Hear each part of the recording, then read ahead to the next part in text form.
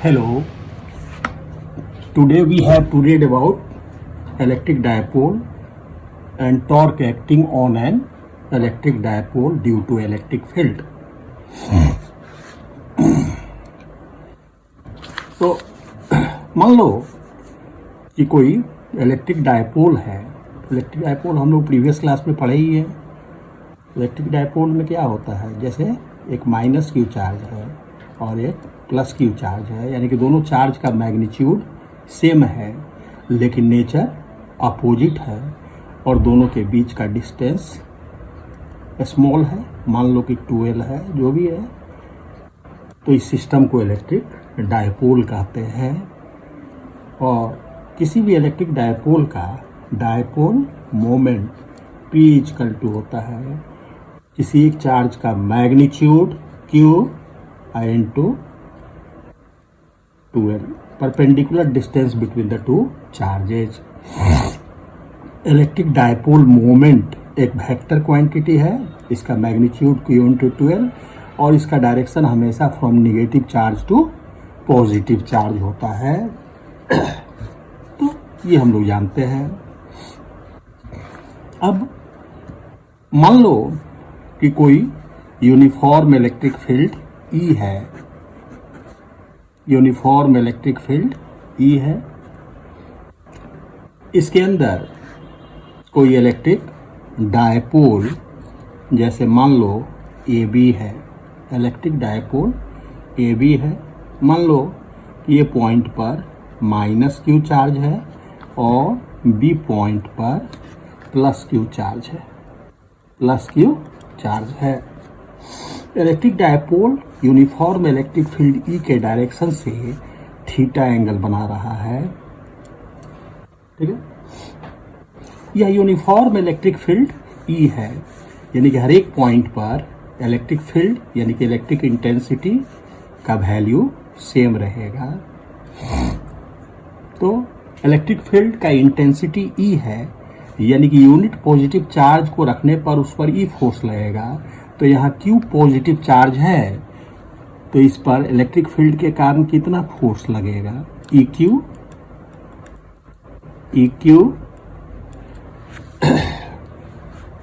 और electric field के direction में लगेगा।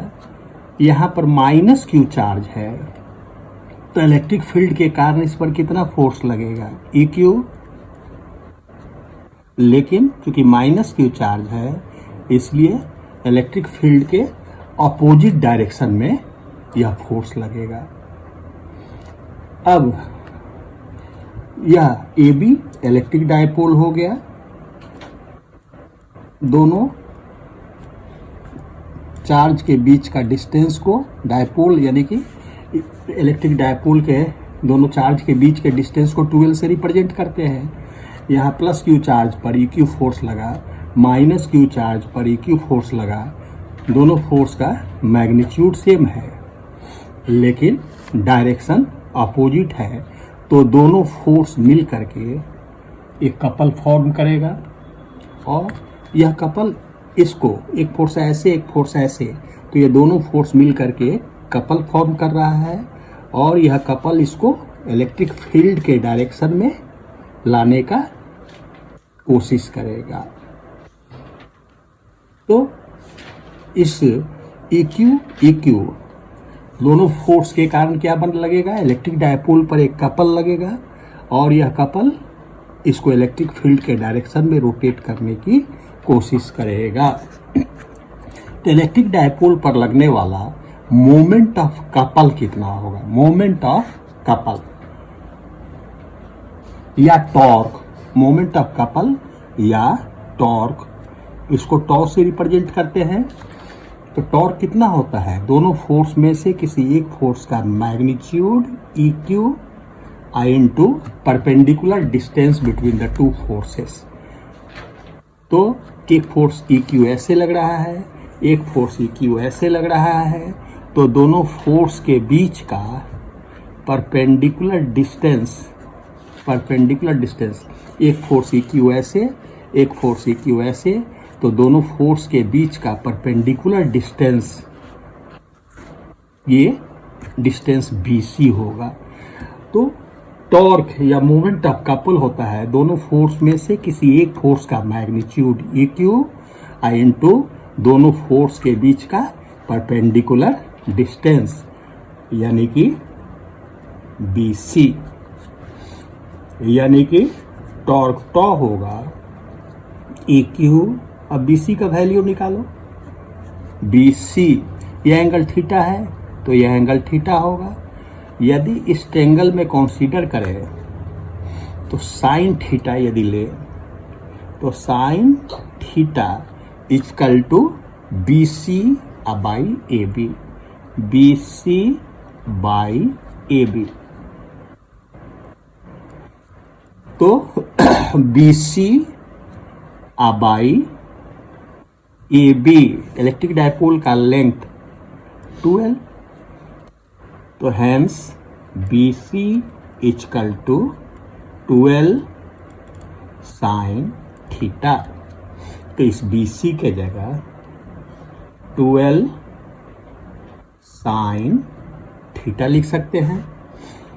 तो इस इलेक्ट्रिक डायपोल पर लगने वाला टॉर्क टॉ इक्वल टू इतना हो गया, यानी कि टॉ इक्वल टू Q इंटू 12, ये P हो जाएगा डायपोल मोमेंट।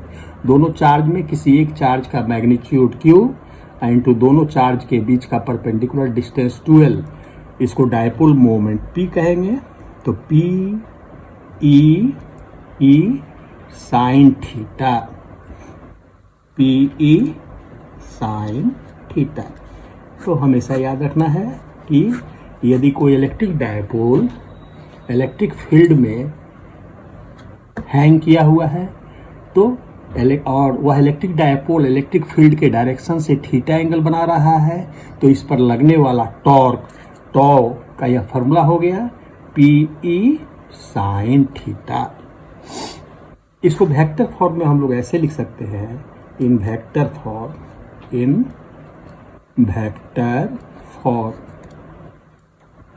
टॉ इक्वल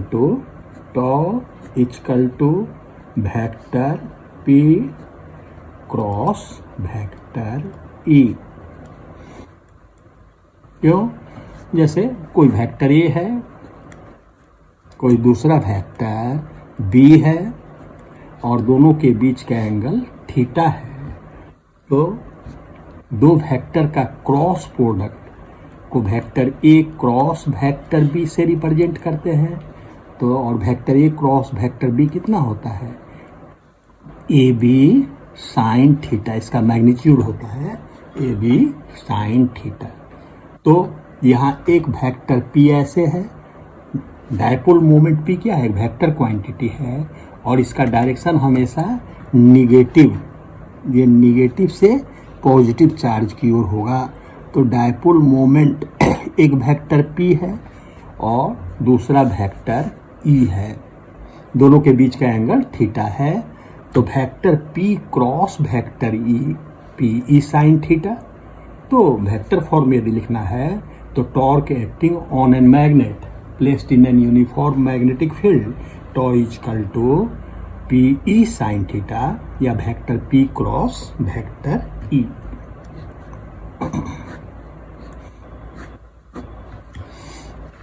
अब जैसे मान लो कि कोई इलेक्ट्रिक डायपोल इलेक्ट्रिक फील्ड के ही डायरेक्शन में है, इलेक्ट्रिक डायपोल इलेक्ट्रिक फील्ड के ही डायरेक्शन में है, तो थीटा कितना होगा? 0। थीटा कितना होगा? 0। तो इस केस में उस इलेक्ट्रिक डायपोल पर लगने वाला टॉर्क PE साइन 0 डिग्री यानी कि 0। तो यदि कोई इलेक्ट्रिक डायपोल इलेक्ट्रिक फील्ड के डायरेक्शन में है तो इलेक्ट्रिक फील्ड के कारण उस पर कोई टॉर्क नहीं लगेगा। लेकिन मान लो कि इलेक्ट्रिक डायपोल ऐसे है तो उस पर PE साइन थीटा, ऐसे है तो PE साइन थीटा, थीटा बढ़ रहा है तो इस पर लगने वाला टॉर्क भी बढ़ता जाएगा। और कोई इलेक्ट्रिक डायपोल इलेक्ट्रिक फील्ड के परपेंडिकुलर डायरेक्शन में है तो इस पर लगने वाला टॉर्क होगा PE sine 90 degree, theta 90 degree हो गया तो इस पर लगने वाला टॉर्क हो गया PE साइन 90 डिग्री यानी कि PE मैक्सिमम होगा। तो कोई इलेक्ट्रिक डायपोल इलेक्ट्रिक फील्ड के डायरेक्शन में है तो उस पर लगने वाला टॉर्क 0, और यदि कोई इलेक्ट्रिक डायपोल इलेक्ट्रिक फील्ड के परपेंडिकुलर डायरेक्शन में है तो उस पर लगने वाला टॉर्क मैक्सिमम पीई के बराबर होगा। तो ये फॉर्मूला याद रखना है।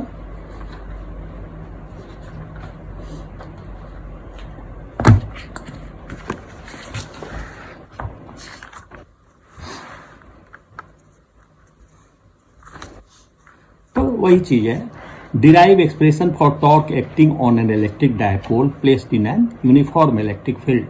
Let us consider an electric dipole whose dipole moment P is equal to Q into 2L. Let this electric dipole is held in an uniform electric field E at an angle theta with the direction of E. Electric dipole uniform electric field E के direction से theta angle बनाते हुए ये रखा गया है।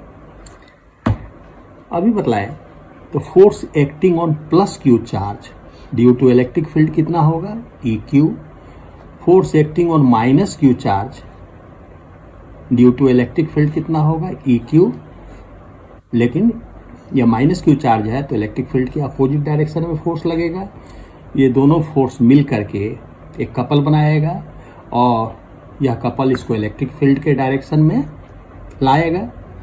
तो इस पर लगने वाला दोनों फोर्स के कारण लगने वाला मोमेंट ऑफ कपल या टॉर्क कितना होता है, वन फोर्स, दोनों फोर्स में से one force into perpendicular distance between the two forces. तो टॉर्क हो गया वन फोर्स EQ और perpendicular distance between the two forces BC। तो EQ BC का वैल्यू 12 साइन थीटा, तो 12 साइन थीटा यानी कि tau is equal to PE sine theta. इसको वेक्टर फॉर्म में कैसे लिखेंगे, टॉ is equal to vector P cross vector E, इसको याद रखना।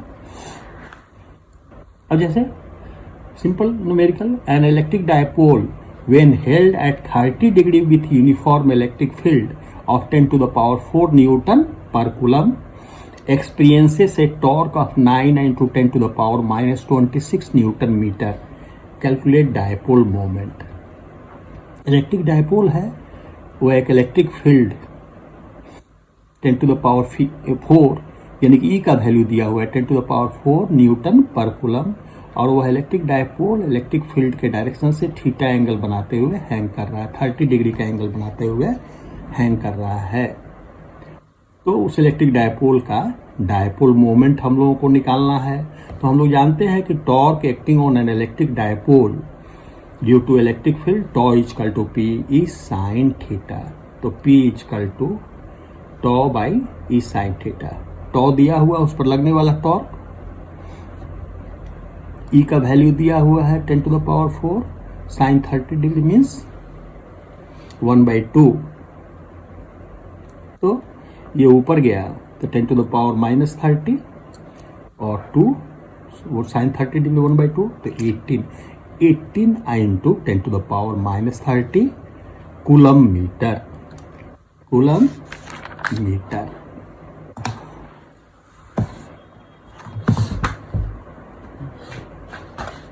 अब एक बहुत ही इंपॉर्टेंट टॉपिक हम लोग देखने जा रहे हैं, तो वह है गॉस थ्योरम। तो गॉस थ्योरम के लिए पहले इलेक्ट्रिक फ्लक्स एकदम क्लियर करना है।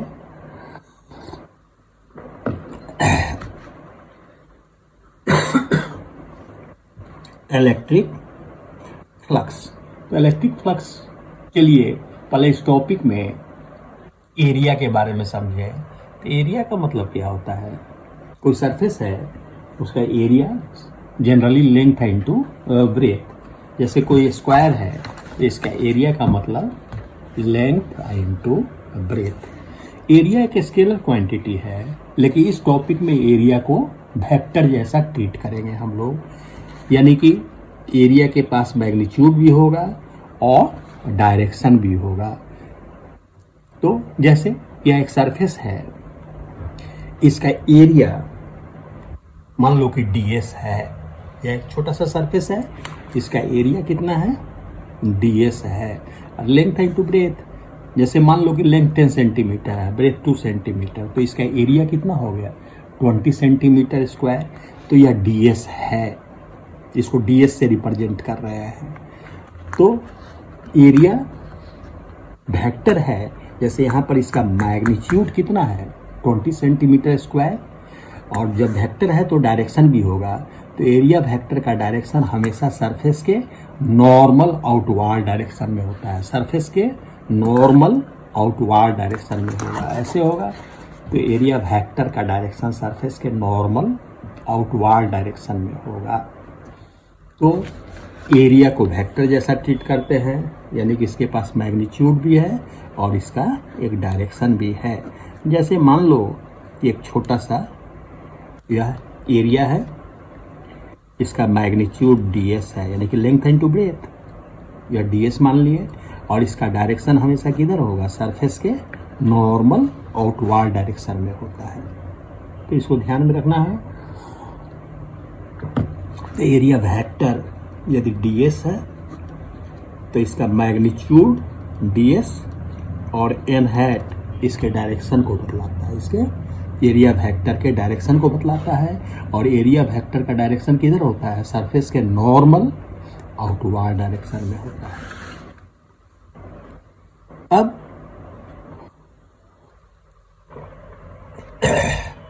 इलेक्ट्रिक फ्लक्स,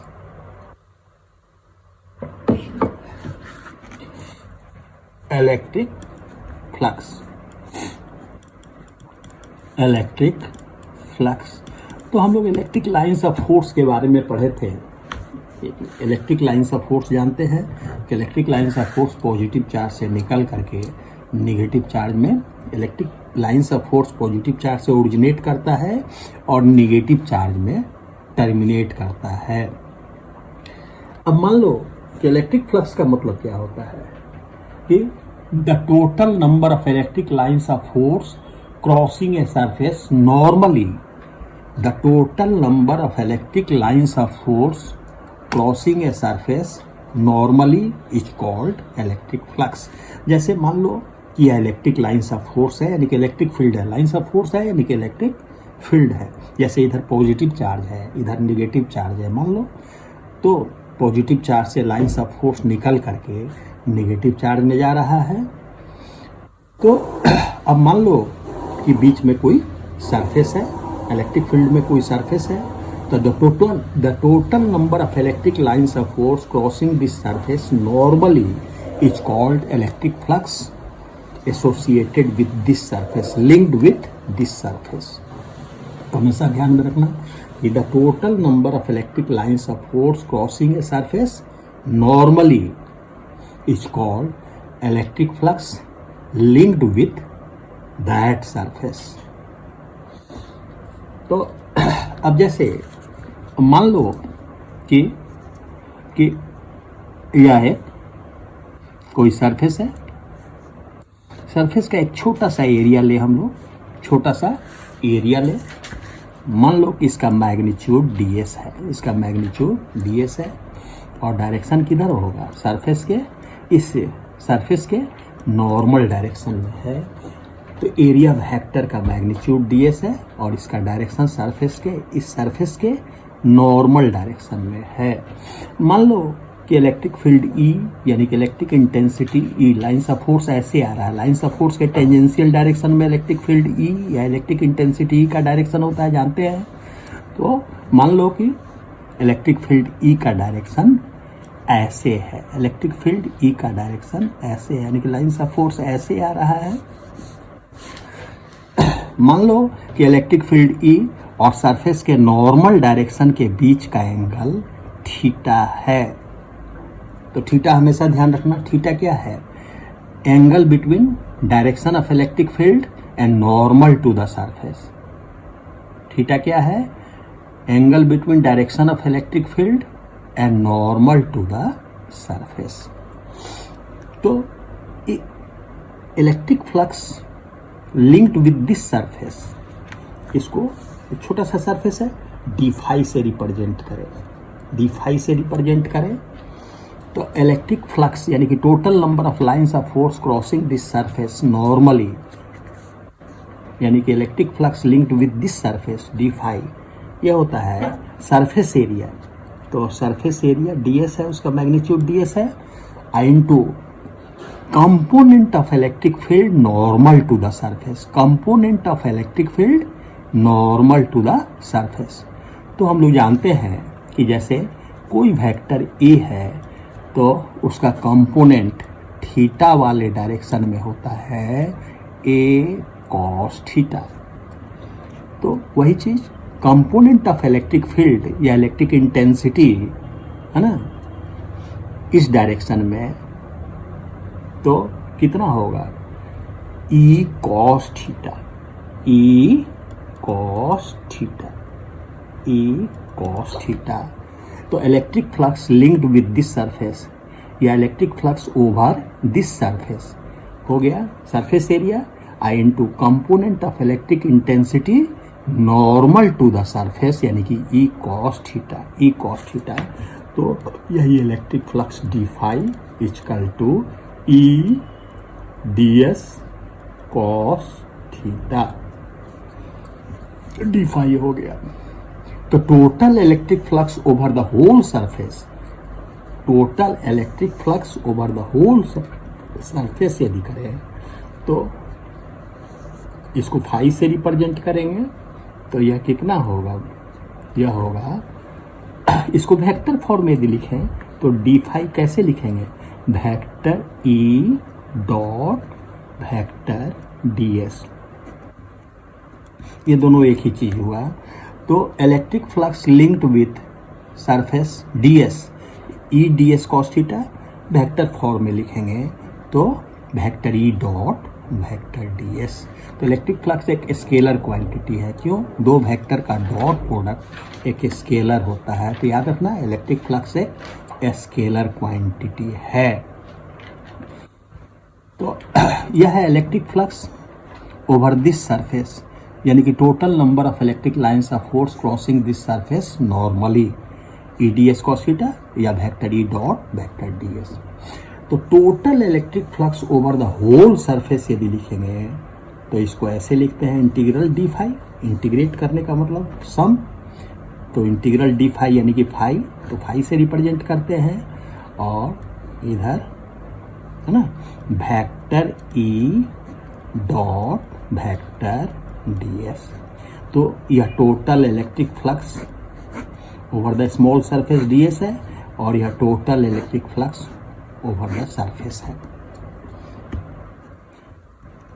इलेक्ट्रिक फ्लक्स का यूनिट क्या होगा, इलेक्ट्रिक फ्लक्स का यूनिट यहाँ से देखो या यहाँ से देखो, ई का यूनिट क्या होता है, इलेक्ट्रिक इंटेंसिटी का यूनिट बतलाए थे।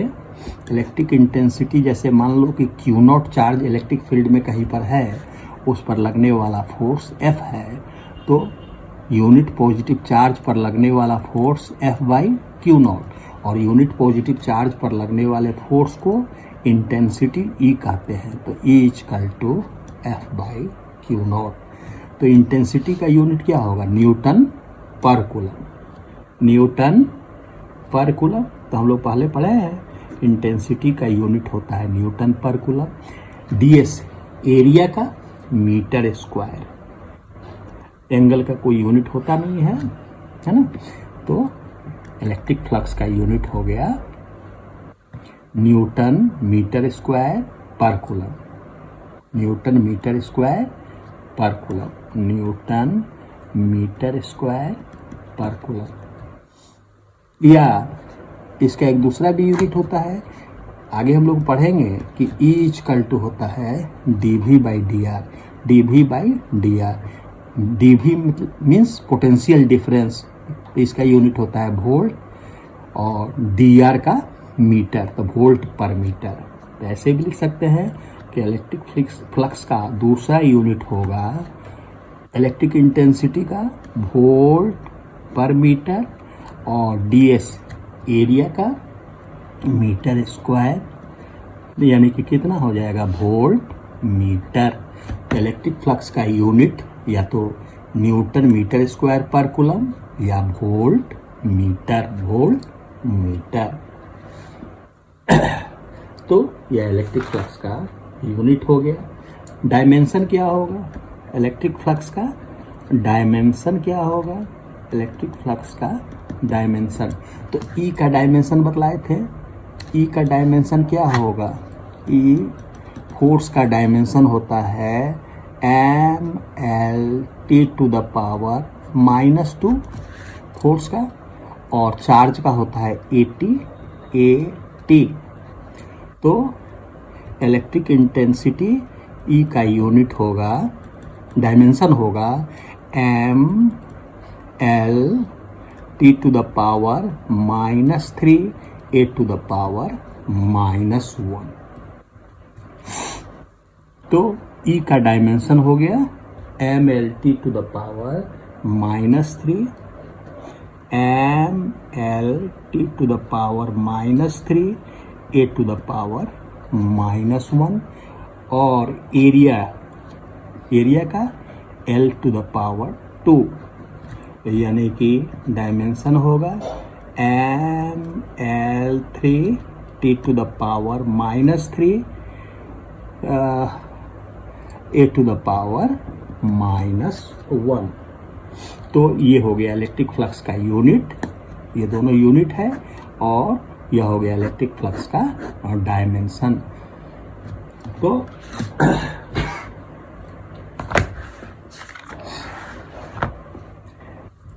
Electric flux through surface ds, ये इलेक्ट्रिक फ्लक्स थ्रू ds क्या होता है? d phi equal to surface area, तो सरफेस एरिया ds है। Uh component of electric intensity E ऐसे है, सरफेस का नॉर्मल डायरेक्शन ऐसे है, दोनों के बीच का एंगल थीटा है। तो component of electric intensity normal to the surface, तो E का कंपोनेंट सरफेस के नॉर्मल डायरेक्शन में कितना होगा? E cos थीटा, यानी कि इलेक्ट्रिक फ्लक्स कितना हो गया? E ds cos थीटा, ये फॉर्मूला हो गया। Electric flux over this surface, यानी कि total number of electric lines of force crossing this surface normally E ds cos theta. इसको वेक्टर फॉर्म में लिखेंगे तो D phi equal to vector E dot vector ds। क्यों? Vector A dot vector B, A भी cos theta होता है, तो vector E dot vector ds का डायरेक्शन ये है, तो vector E dot vector ds, E ds cos theta. ये E है, वेक्टर E है, और ds या दूसरा वेक्टर ds है, इसका डायरेक्शन यह है, तो दोनों के बीच का एंगल थीटा है ना। तो एक वेक्टर E है, दूसरा वेक्टर ds है, दोनों के बीच का एंगल थीटा है, तो vector E dot vector ds क्या होगा? E ds cos theta. तो electric flux over this surface, hence electric flux over the whole surface, vector E dot vector ds, इसको इंटीग्रेट कर देंगे। Electric flux is a scalar quantity, अभी बतलाए थे कि जैसे दो वेक्टर का डॉट प्रोडक्ट हमेशा स्केलर होता है, तो इलेक्ट्रिक फ्लक्स जो है वह स्केलर क्वांटिटी है। अब यूनिट ऑफ इलेक्ट्रिक फ्लक्स बतलाए, अभी डायमेंशन ऑफ इलेक्ट्रिक फ्लक्स बतलाए। तो ये इलेक्ट्रिक फ्लक्स का मतलब हो गया। यह सिंपल क्वेश्चन, जैसे मान लो कि यह एक स्क्वायर प्लेट है, स्क्वायर है, इसका साइड 2 सेंटीमीटर है, और यह इलेक्ट्रिक फील्ड E का डायरेक्शन है, इलेक्ट्रिक फील्ड E का डायरेक्शन है। क्वेश्चन कर रहा है कि इलेक्ट्रिक फील्ड E का डायरेक्शन जो है वह इस सरफेस के नॉर्मल डायरेक्शन से 60 डिग्री का एंगल बना रहा है। तो electric flux, find electric flux over this surface निकालना है। तो इलेक्ट्रिक फ्लक्स फॉर्मूला क्या होता है? E ds cos थीटा, ठीक है। E का वैल्यू दिया हुआ है 20 न्यूटन पर कूलम क्वेश्चन में। ds का मतलब इसका एरिया, तो स्क्वायर है, इसका साइड 2 सेंटीमीटर है, तो एरिया कितना होगा? साइड का स्क्वायर, यानी कि साइड कितना है? 2 सेंटीमीटर, तो मीटर में 2 × 10⁻² मीटर, तो साइड का स्क्वायर यानी कि 4 × 10⁻⁴ मीटर स्क्वायर। तो ds मालूम हो गया, E दिया हुआ है, थीटा इलेक्ट्रिक फील्ड का डायरेक्शन सरफेस के नॉर्मल डायरेक्शन से कितना एंगल बना रहा है, 60 डिग्री का एंगल बना रहा है, तो थीटा 60 डिग्री, तो इलेक्ट्रिक फ्लक्स यहाँ से निकल जाएगा। सब वैल्यू पुट कर देना है, ये आ गया। जैसे मान लो कि कोई यूनिफॉर्म इलेक्ट्रिक फील्ड E है, E का वैल्यू दिया हुआ है 3 × 10⁻³ यूनिट वेक्टर I।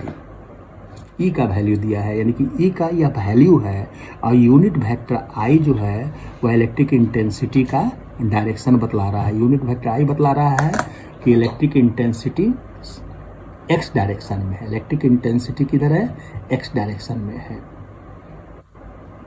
अब कह रहा है find flux through a square whose plane is parallel to YZ plane.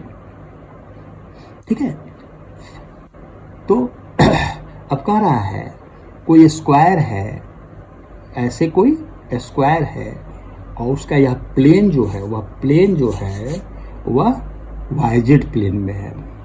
तो जैसे electric field E x direction में है, और यह स्क्वायर जो है वह ऐसे है, यानी कि यह y और यह z हो गया। तो स्क्वायर ऐसे रखा हुआ है, तो इलेक्ट्रिक फील्ड x डायरेक्शन में है, और यह कोई स्क्वायर है YZ प्लेन, वह प्लेन YZ प्लेन में है, यानी कि ऐसे। तो कह रहा है कि इलेक्ट्रिक फ्लक्स क्या होगा, इलेक्ट्रिक फ्लक्स क्या होगा over this surface, electric flux निकालना है। तो इलेक्ट्रिक फ्लक्स कितना होता है, EdS cos theta, EdS cos theta. तो E का वैल्यू दिया हुआ है DS 2 सेंटीमीटर, तो मीटर में कन्वर्ट करोगे। Electric field is along x direction, E दिया हुआ है, यूनिट वेक्टर I कह रहा है कि electric field is along x direction, side दिया हुआ है 10 सेंटीमीटर, साइड 10 सेंटीमीटर। क्वेश्चन मान लो कि 10 सेंटीमीटर दिया हुआ है, तो ds कितना हो गया, साइड का स्क्वायर, तो 10 सेंटीमीटर यानी कि 10⁻⁻1 मीटर, मीटर में कन्वर्ट करेंगे का स्क्वायर, यानी कि इतना हो गया। तो इलेक्ट्रिक फ्लक्स कितना होता है, EdS cos थीटा, E का वैल्यू दिया हुआ है, DS का वैल्यू 10⁻⁻2 दिया हुआ है, और थीटा कितना होगा cos 0 डिग्री। क्यों, electric field E x direction में है, और यह प्लेन ऐसे है, यह स्क्वायर ऐसे रखा हुआ है, YZ प्लेन में है। तो इलेक्ट्रिक फील्ड का डायरेक्शन और सरफेस का, इस सरफेस का नॉर्मल डायरेक्शन, दोनों के बीच के एंगल को थीटा कहते हैं। तो यहाँ इलेक्ट्रिक फील्ड का डायरेक्शन यह है, सरफेस का नॉर्मल, इस सरफेस का नॉर्मल डायरेक्शन भी यही है, तो दोनों के बीच का एंगल थीटा कितना है, 0। तो EdS cos 0 डिग्री यानी कि 1, यानी कि 3 × 10 यानी कि 30 न्यूटन पर कूलम। यही हो गया electric flux over this surface. मान लो कि यह ऐसे घुमा हुआ है, ऐसे घुमा हुआ है, तो E का डायरेक्शन यह है, सरफेस का नॉर्मल डायरेक्शन ये हो जाएगा, और तो थीटा मान लो कि 30 डिग्री दिया हुआ है, तो थीटा 30 डिग्री, तो उस केस में इलेक्ट्रिक फ्लक्स ऐसे निकाल लोगे। तो ये सब चीज़ बेसिक क्वेश्चन है, ये सब ध्यान देने की बात है। नेक्स्ट क्लास में गॉस थ्योरम और उसके बाद इलेक्ट्रिक पोटेंशियल हम लोग देखेंगे। चलो, थैंक यू।